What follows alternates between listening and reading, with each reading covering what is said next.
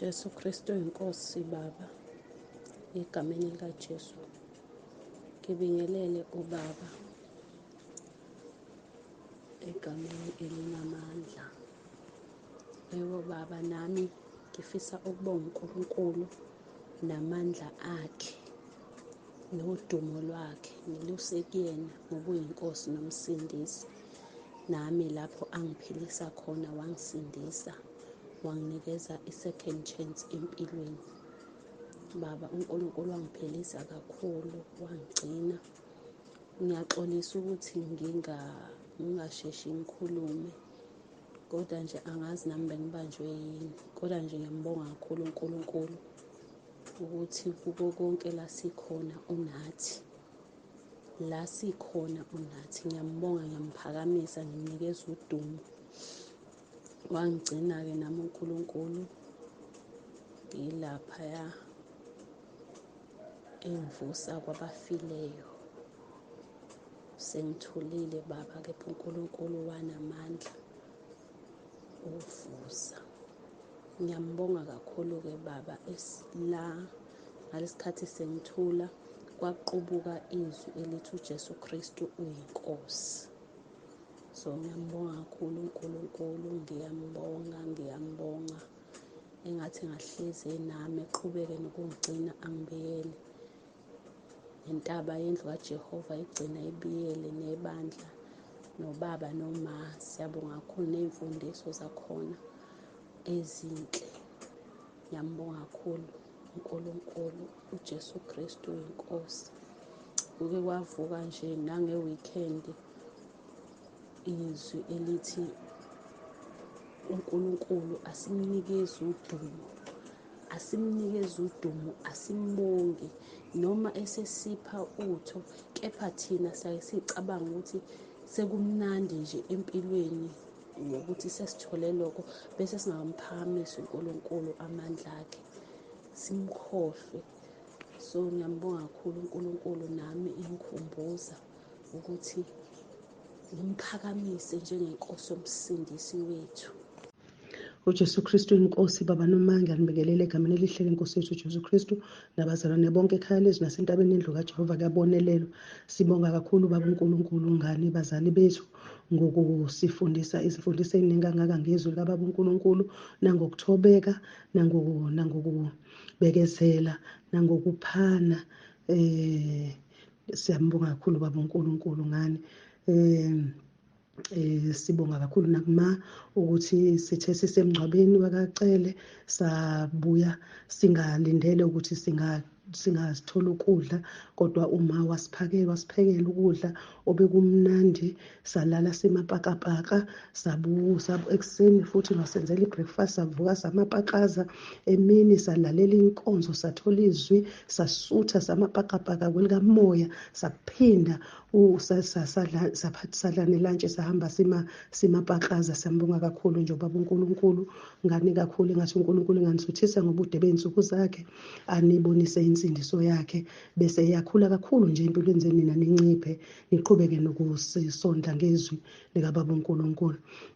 Siyabonga Baba, ngibe nephupho la engibone ukuthi uRomans 10:9 uphinde wawenza umsebenzi wokukhulula kwabantwana ebebekade bethunjiwe isithi sibathumbele kuma-drugs, ngoba bengikade ngiphupha nginabo, kungathi ngikwenye indawo sibaleka nje ngathi khona ebesibacashela lapho labo bafana. Ngabona umfana wabo kulobu bafana bebekhona namantombazane ephethe esandleni sakhe ama-drugs lawa amhlophe ayimpuphu. Ngaphakamisa isandla washayeka esandleni ngephutha, achitheka kodwa angachitheka wonke. Wasesithi angiwakhokhe, ngase ngamtshela ukuthi anginayo imali, ngino-R100 kuphela, uma ngabe engaphezu ka-R100 ngeke ngikwazi ukuthi ngiwathenge. So nginakho nokuthi bazowathenga njengoba sicashile lana sijahwa.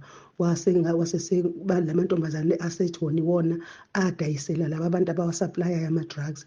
So-ke kodwa ngagcina ngawathenganga ama-drugs. Ngambonga Baba uNkulunkulu ukuthi angithenganga izinto ey'kasathane ngemali yami noma kuke kwamoya. Sase ngibona sesinabo futhi kwenye indawo lapho engibone khona bona besendaweni esenzansi kodwa pay view, mina ngiphezulu, kukhona ucingo olubiyile.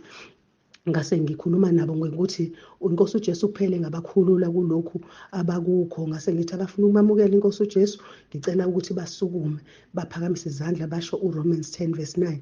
Basukuma abantwana basho uRomans 10:9. Ngase ngibakhulekela ukuthi ngicela iNkosi babiyele ibaphumelelise amabhizinisi engazi ukuthi bengisho amabhizinisi kanjani.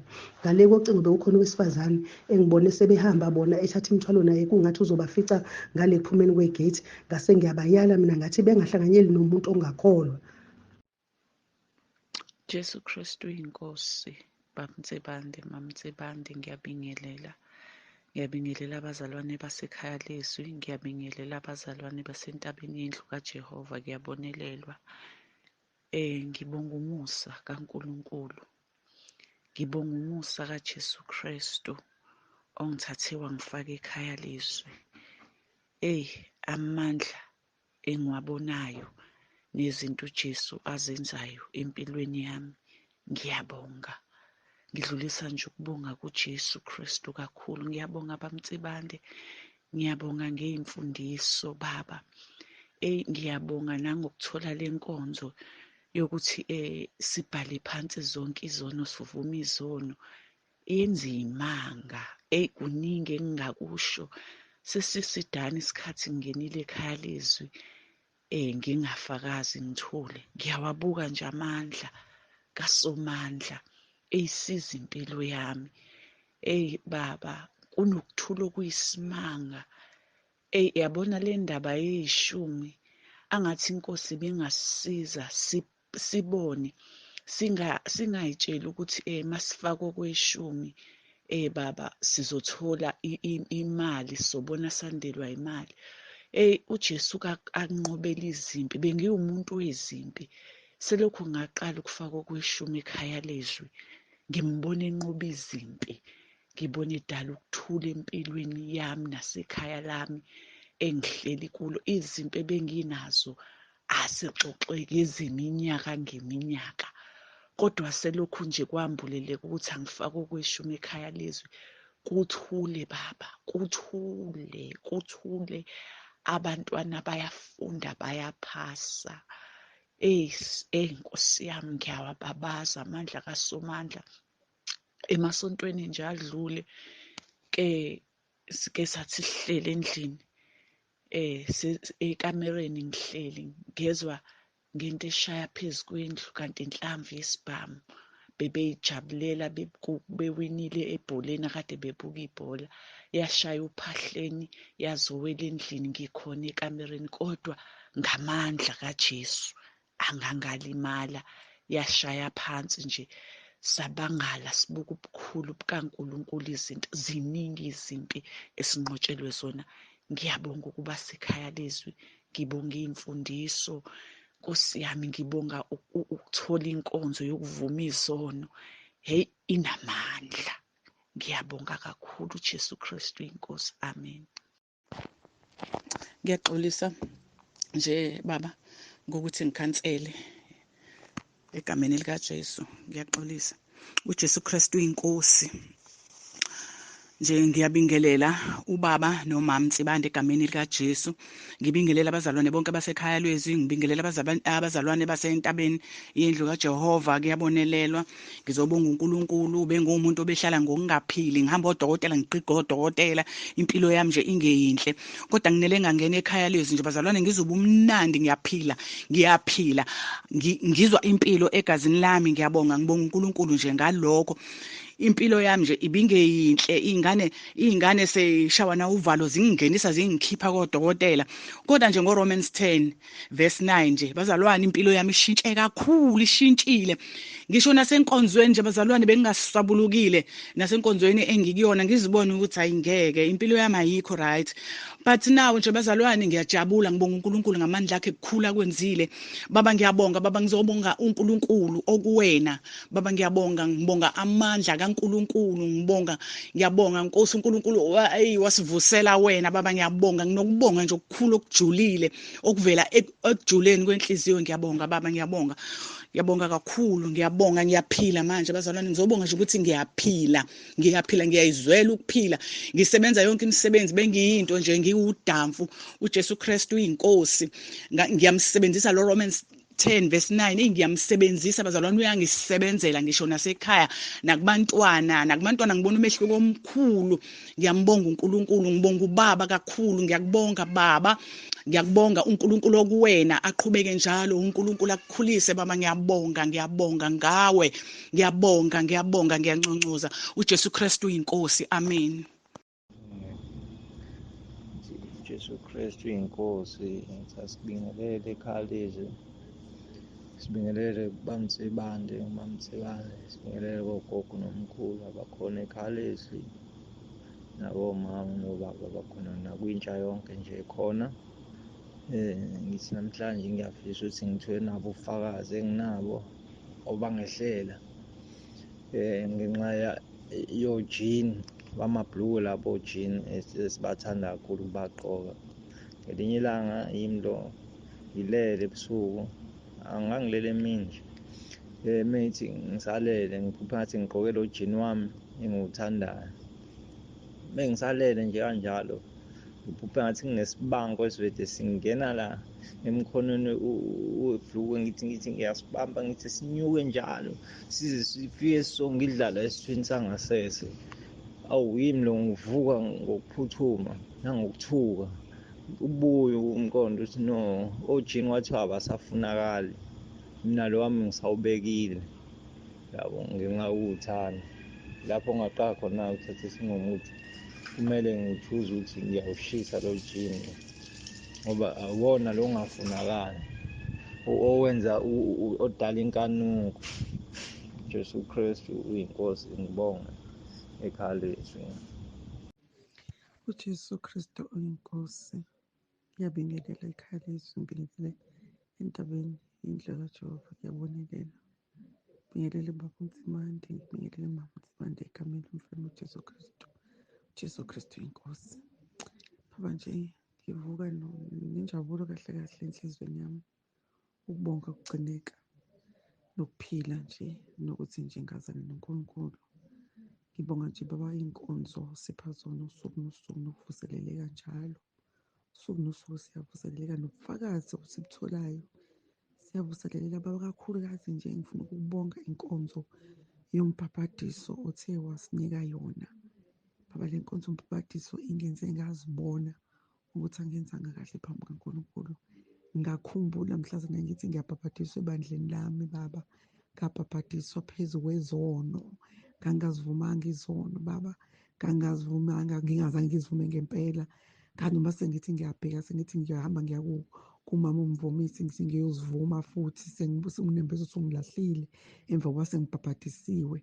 Ngaphinde ngavuma futhi izono, ngazikha phezulu, ngangazivuma, ngakhetha, ngaba nezono zami engithanda ukuzivuma, ezinye ngazigodla, ngazifihla. Kuningi baba okwenzekalile, ngibhabhadiswa nesono, ngabhabhadiswa kwanakala kakhulu futhi ngabona ukuthi kuyanakala, kwazi kwasiza ukungena le ekhaya leZwi.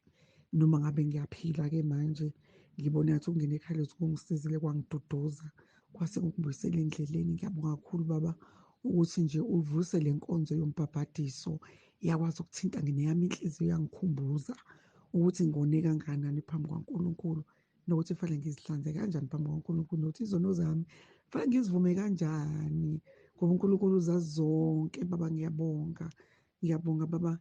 Ngibe nenkinga enkonzweni engikhonza kuyo. Hhayi, ngaba nenkinga nje futhi baba, ngoba nje baba ngisavuma ngiye enkonzweni. Benginomuntu oba nezibonakaliso, ngibe nebonakaliso nje noma ngingazikhulumi, kube sekuthi kulokhu ngixoxa nje ngoba sikhonza nabo, bathi izibonakaliso ezikanje ziyakhulunywa. Kwakuyisibonakaliso senkonzo yentaba ekade kiwe kuyo. Mase kubuya entabeni bese kuthiwa umprofethi akongikhulekela, mase sekubuya entabeni lapho ngisidlulise baba. Ngaphoxeka indlela enkonzweni okwenze ngakhona, naye nje ngathi ngifisa ngakhona nje amen. uJesu Kristu inkosi. Ngiyabingelela baba uNsibande ekuseni, ngibingelela ekhaya leZwi, Ngibingelele uMama Mtsibande ekuseni njena enhlizweni yami ikhona lobufakazi. Ngimbonga kakhulu uNkulunkulu angenzele khona. Ubaba uNtsibande kunesikhathi la ngiqala ukungena ekhaya leZwi engakhuluma ngomfana wami ofeyilile esikoleni. Into eyenzekile ngathi uma ngabe ngenza ngendlela ubaba uNtsibande angitshela ngayo, ngangena emkhosini wa-7 days. Kwenzeka umangaliso, waphasa. Manje njengoba ephasile, ngiphinde futhi ngakhuleka ngihamba kodwa ngendlela engike ngizwe ekhaya leZwi. uNkulunkulu ngamkholwa ngathemba yikona konke ukuthi uma ngabe ngizothembeka kuNkulunkulu ngisho ezonweni zami konke ngihlambe ngingenzi okubi.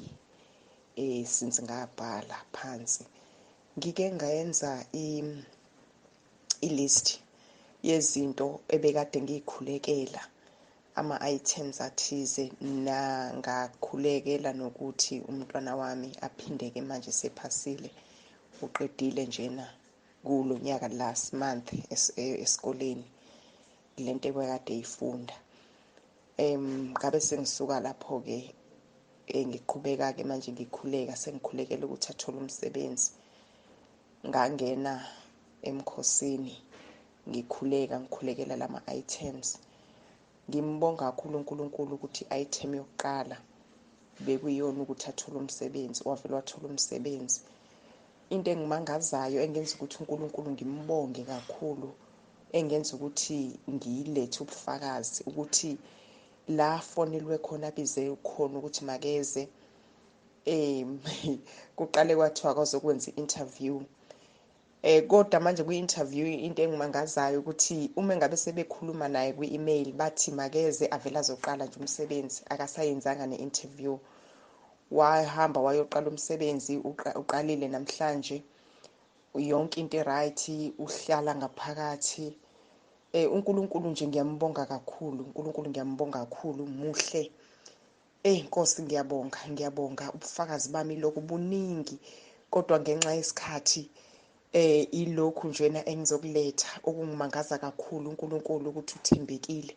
Bengilokhu ngishilo ukuthi uJesu Kristu inkosi, uJesu Kristu inkosi. Ngiyabonga kakhulu, uJesu Kristu inkosi. Amen. Jesu Kristu inkosi. Baba, ngiyambonga kakhulu uNkulunkulu ngokugcizelela indaba yokuthi sisekukhanyeni kwakhe. Namuhla kade ngikubona baba embonweni, ngiqale ngabona ngiqopha intaba okungabanga lula ukuyinyuka, kodwa uNkulunkulu wangisiza ngayiqopha ngaze ngaqeda. Ngase ngibona abanye abazalwane ngikhonjiswa ukuthi abanyukelanga phezulu entabeni, ngibabone behamba ngendlela ekwa-left, kusho ukuthi bafuna indlela esheshayo. Ngababona begudla intaba bengayikhuphuki, kanti bayongena endlini ebimnyama kungakhanyi phakathi bekhonzela khona. Mase ngifika sengingeniswa khona ukuze ngibone, ngiyabafica abanye baxhumile iy'nwele ekhanda, abanye bakhindile, abanye kuyakhonzwa bayayikhulumela njena banakile. Bese ngiyaphuma ngiyongena kwenye indlu ebinokukhanya, lapho-ke ngufice khona baba. Ngafica kugqokwe iy'ngubo ezinde abesifazane bahloniphekile, bayihlonipha imizimba yabo eyithempeli likaNkulunkulu, bashuqulile nasemakhanda, kukhanya kuleyo ndlu kukhonzisela kuyona. Siyambonga, siyamdumisa uNkulunkulu, engathi singahlala ekukhanyeni kwenkazimulo yakhe singaphumi. Elithi izwi likaNkulunkulu kuMahubo 43 uvesi 3 wakhona uthi, thuma ukukhanya kwakho neqiniso lakho, kungihole kungiyise entabeni yakhe engcwele nasezindlini zakho. Siyacela uNkulunkulu esigcine ebukhoneni bakhe, sihlale njalo ekukhanyeni, sihlale njalo eqinisweni lakhe. Jesu Kristu inkosi. Amen. Jesu Kristu inkosi. Baba uNtsibande nomama uNtsibande, abazalwane bonke entabeni yendlu kaJehova nasekhaya leZwi. Ngiletha ubufakazi bokuthi impela uJesu Kristu uyinkosi.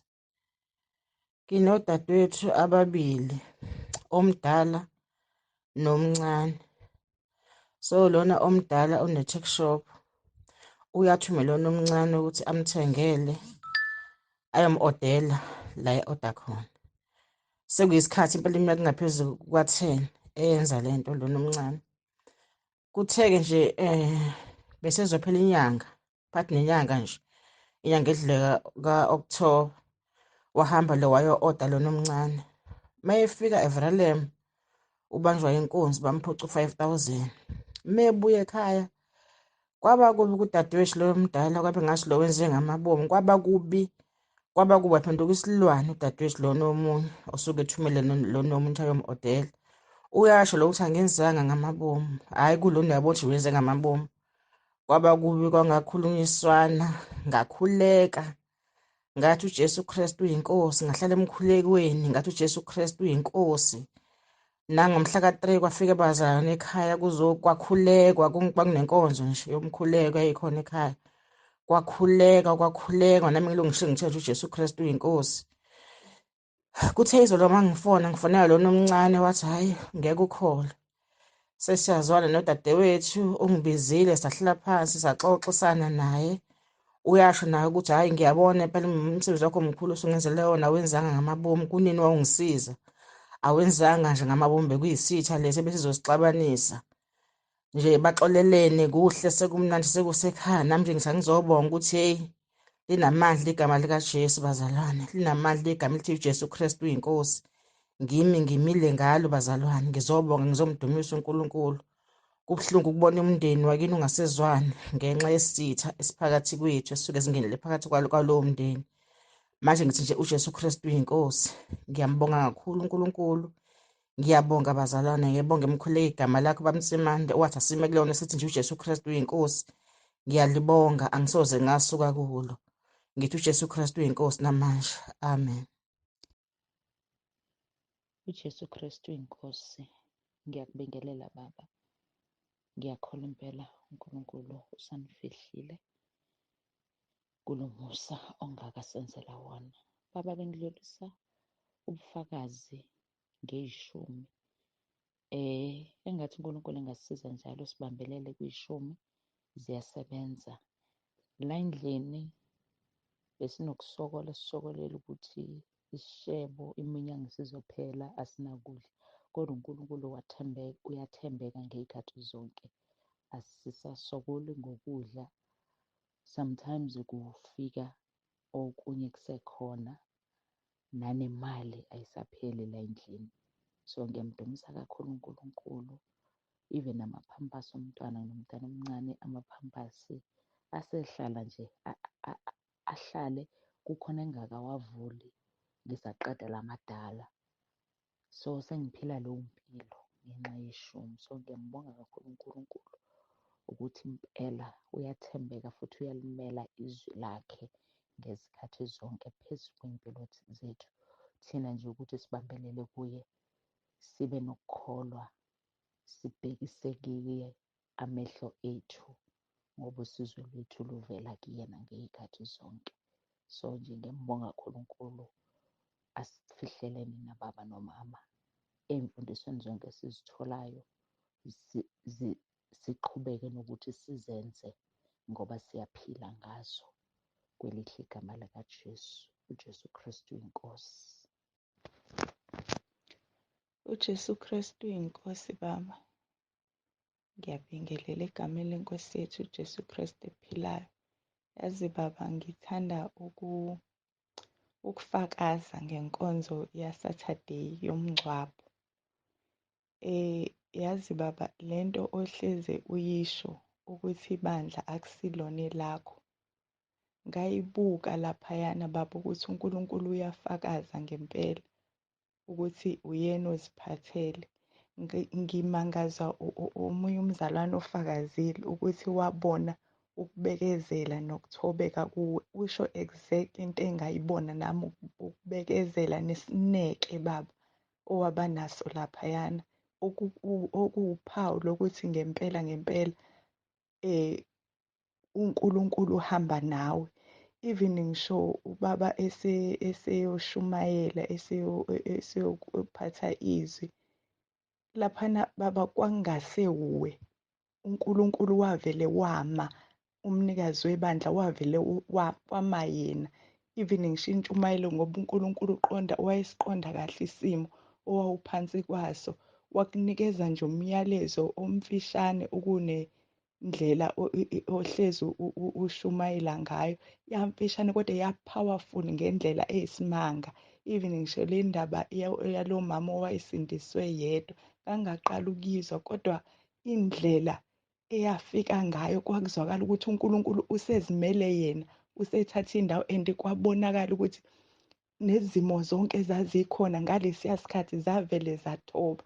Ngiyadabuka mangawukuthi kungakhona owagcina engambonanga uNkulunkulu ohamba naye baba, wagcina ebona ubaba Msibande wase eqhubeka noku-undermine-a umsebenzi uNkulunkulu akakunikeze wona. Ngiyadabuka kakhulu. Even ngisho umama uMpostoli wayehleli la phambi kwami, ngangilokhu ngibheka elokhu ekhama umama uMpostoli, kungathi akayiboni ngisho lento eyenzakalayo lana, elokhu nje eyihlabelelela nabahlabelelayo.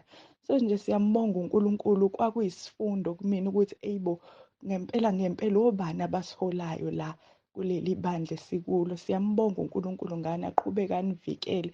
Kuyabonakala baba ukuthi ngempela usempini nje. Kuye kwangiphatha kabuhlungu nokuzwa ukuthi waphinde futhi kwadileyeka futhi noma sekusemathuneni. uNkulunkulu baba azagcina kubiyele. Siyabona ukuthi usempini. Icebo likaNkulunkulu liyalwisa, kodwa siyazi ukuthi uNkulunkulu uyanqotsha. uJesu Kristu inkosi. uJesu Kristu inkosi baba, siyabonga. Siyabonga kakhulu, ngiyabonga. Ngiyakuzwa nje uyasho ukuthi abantu bayaphuma abaningi, amancane abangenayo. Ngicabanga ukuthi lokho kulele kuthina ezabazalwane, ezibandla likaKristu, ukuthi mesizwa lokho enisitshela khona baba, siyakudlulisa yini, siyakuphila yini, ukuze omunye umuntu akhona ukubona le mpilo ephilayo ehahele. Thina siyam-advertise yini uJesu, noma nathi sigqomo kwethu kwasezweni. So nje bengathi baba ungasikhulekisa nje, thina sesizwile nesizwayo kuyimanje, esimkholayo uJesu oyinkosi umsindisi, ukuthi ngathi singake sizihlolisise, siphiwe amadlebe okulalela mese siyenza. Ngiyabonga nje baba, ngiyabonga kakhulu. And uyanginikeza umfutho njalo. uNkulunkulu nje akugcine nomndeni wakho, anigcine nonke, asuse uvale kuthina, asiphe isibindi sinqobe. Ngiyabonga baba. uJesu Kristu inkosi baba. Ndiyabulisa egameni lenkosi uYesu Kristu waseNazaretha. Ndithi uJesu Kristu inkosi. Ndinobufakazi tata endinabo ngale mina namhlanje. Ndibona kugcwele iimbovane ezinamaphiko ezinkulu, ezinamaphiko ezigcwele ezininzi kakhulu apha emnyangweni walapha endlini e-sitting room. Zinyuse umgubazi lo, ezinye zinyuka ngodonga, zininzi. Kukhona ke ubufakazi ebeke ndabufumana apha efowunini, apha egruphini, ngomntu ebefakaza asakhumbula noba ibizintoni ebezininzi nakuye ezingaphandle ngasefestileni. Wathi wabeka ifowuni, wavula i-VN yakho ukuthandaza kuyo. Ndiye ndenza loo nto ngoba besilapha ngaphakathi ke kum izimbovane ezinkulu ezinamaphiko ezininzi kakhulu, sehla senyuka apha emnyango, apha emgubazini, zinyuke ziyotsho phaa phezulu erufini. Ndathi xa ndiphuma ngaphandle ndafumanisa uba nalapha ngaphandle sezikhona, zinyuse udonga still nalapha ngaphandle emnyango. Into endiyenzileyo ndiye ndaguqa, ndathi uJesu Kristu uyinkosi. Ndathi Sathana unabango kweli khaya. Ndathatha ifowuni yam ndayivula le VN enomthandazo wabaseRoma 10:9. Ndayibeka apha phezu kwetafile ngoba itafile yalapha eDunning Room ecaleni komnyango. Ndaguqa nam ndathandaza. Ndathi ndisaqhuba ndithe xa ndizijonga ndafumanisa uba azipheli ziya ziba nintsi more. Ndaqhuba nomthandazo andayeka. Kodwa ndithetha nawe njengoku ndiye ndathi xa ndizozitshekisha ndafumanisa into yobana hayi azikabikho, okwangoku azikabikho. Nalapha ngaphandle okwangoku andikaziphinde ndizibone, kusasele eziya bezifile ngoba zikho ezincinci eziye zafa zona. uJesu Kristu inkosi Baba, ndiyabonga kakhulu amandla kaThixo, amandla walo mthandazo. uJesu Kristu inkosi, amen. uJesu Kristu uyinkosi. Ngiyabingelela ekhaya lakaNzibande kubaba nomama. Ngibingelele entabeni yendlu kaJehova kuyabonelelwa. Ngibingelele ikhaya leZwi. Ngisacela ukuthulela ubufakazi ngibonga amandla kaNkulunkulu.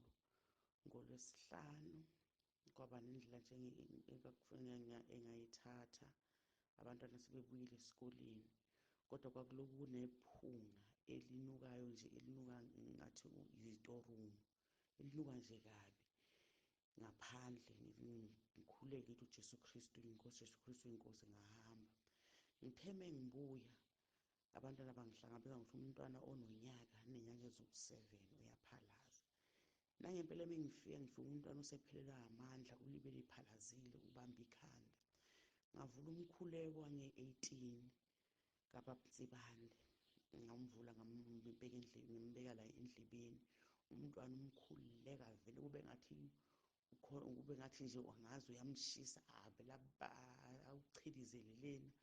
awuchilizelele kuthe lapho uma esephelelwa amandla sabiza i-ambulensi.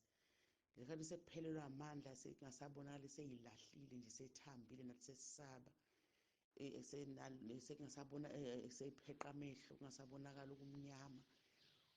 Uyazi kwayila simbeka khona umkhuleko, kwayila ngimbeka khona umkhuleko kahle. Wakwazi ukuthi ethule ngoba akasenamandla okucheliza ifoni. Salinda i-ambulensi, mesilinda i-ambulensi kwaqhamuka ubakamakhelwane behamba ngemoto. Babona ngendlela okunzima ngakhona, babona ukuthi-ke bathi asihlangabeze i-ambulensi. Umntwana ngiloku ngimlalelisa umkhuleko. Sesisemotweni umntwana walala.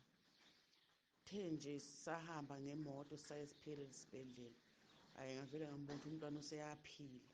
Ngasho emotweni ngathi useyaphila, kanti bona basiphelezile ngoba bebona kunzima.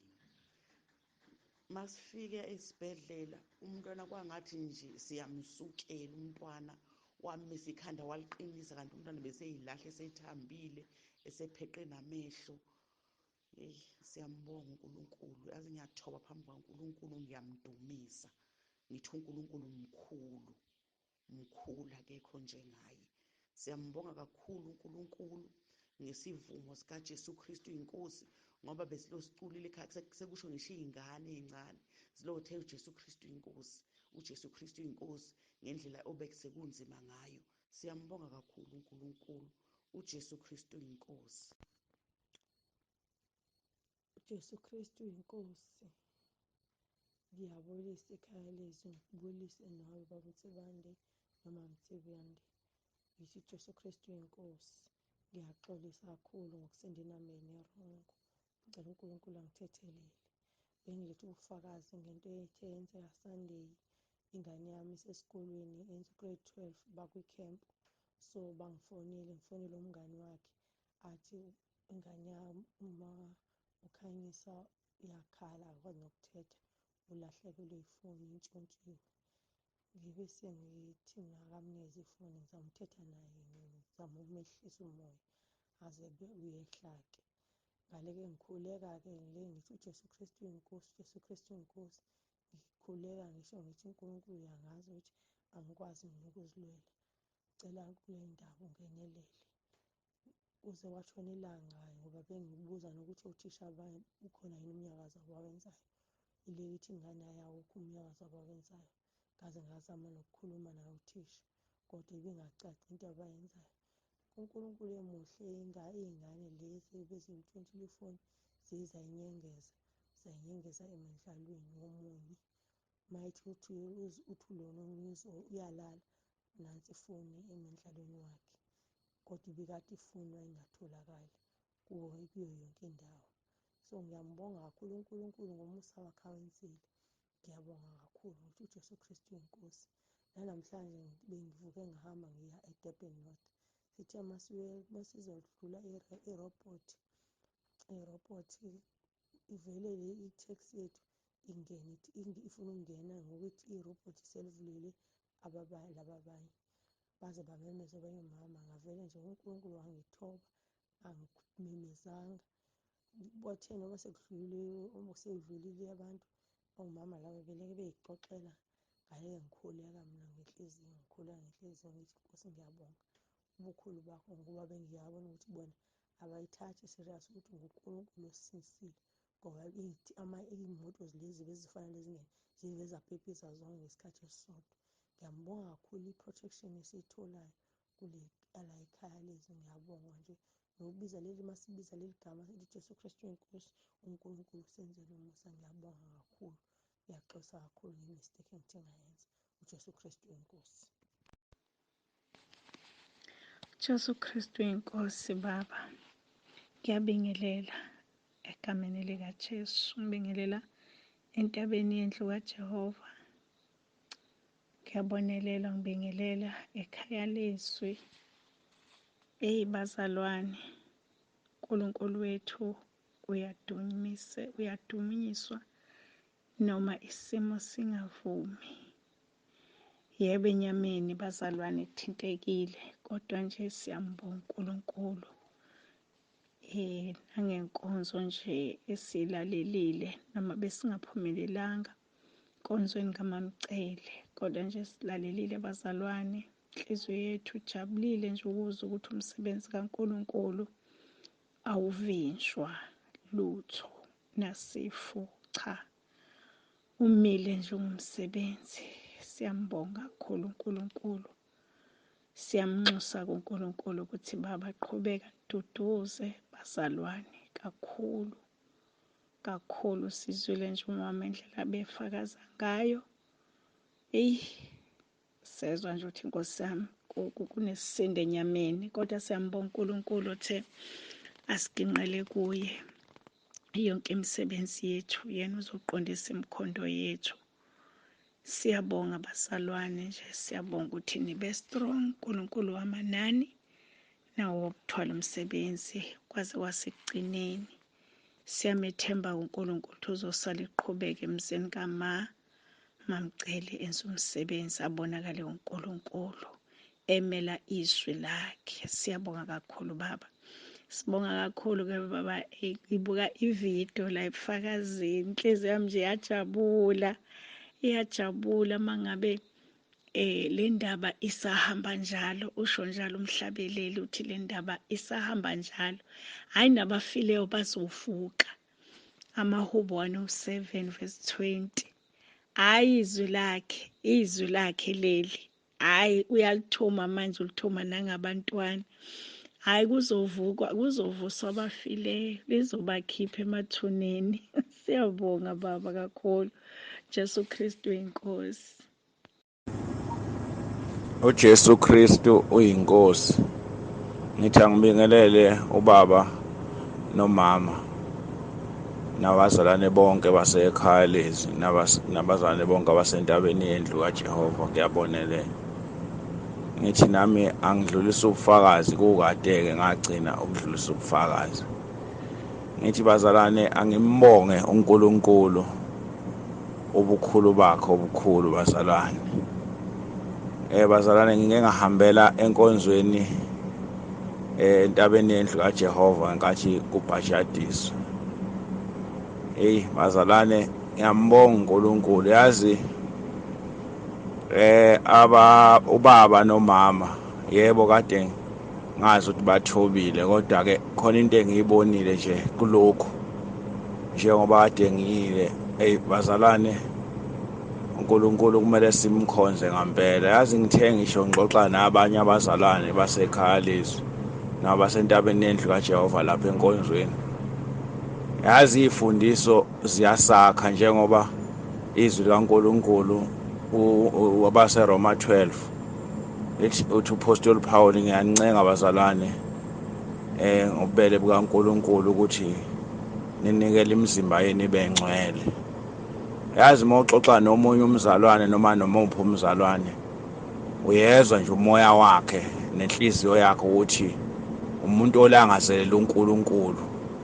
Akekho umuntu okuphendula nje umbone ukuthi uyenza njengoba ecabangela nje, kodwa inhliziyo yakho yabona ukuthi umuntu onenhliziyo yokunakekela indaba kaNkulunkulu. Ngithi nama ngimbonge nje uNkulunkulu. Yazi ngibonile ukuthi uyabona umuntu kusamele ekholwe ngampela kufuna siyinikele ekukholweni. Mawubona abantwana bakaNkulunkulu bayayinikela ngale ndlela, yazi ngizwe ngazi ukuthi ngisekhaya nje, ungathi ngisekhaya ngendlela, ungathi ngixoxa nabantu basegcekeni ekhaya ngendlela umoya wabazalwane oyiwona. Bazalwane, uNkulunkulu mkhulu. Angazi noma bazalwane ngikhulume kahle, ngijwayele ukuba yibhimbi-ke emlonyeni, angikwazi ukukhuluma kakhulu, ukubeka inkulumo, ngisho nginesifiso sokubeka inkulumo ngigcine ngingayibekanga ngendlela ebengithanda ukuyibeka ngayo. Bazalwane, ngithi uJesu Kristu inkosi, mkhulu uNkulunkulu. Jesu Kristu inkosi. Amen.